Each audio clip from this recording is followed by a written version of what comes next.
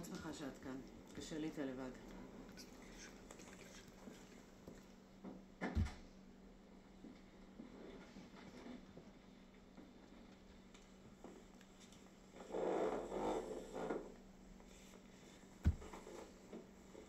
טוב, כולנו מכירות, אז אין טעם שנלך סחור סחור. אני שמחה שגם חמוטל כאן כדי לשמוע על מצבו של האדם. תראי סיגל, לפני חודשיים ביקשתי ממך לפנות לרופא עיניים.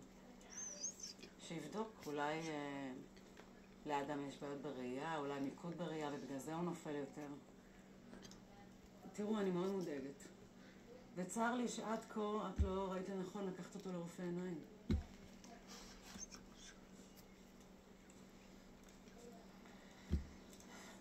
סיגל, אנחנו צריכים לדבר על זה. אני מבינה שאת עמוסה וטרודה, אבל את לא יכולה להזניח את זה. הילד שלך זה הדבר שהכי חשוב, הוא צריך לראות רופא עיניים, מה גם שאני מבינה שהוא לא רק סובל מזה, אלא נהיה ממש מצב שמסכן אותו. את לא צריכה לחכות. דברים לא קורים מעצמם. את צריכה למהר, לקחת אותו לרופא.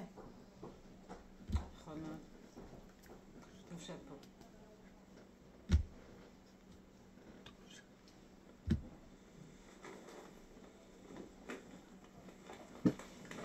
סיגל?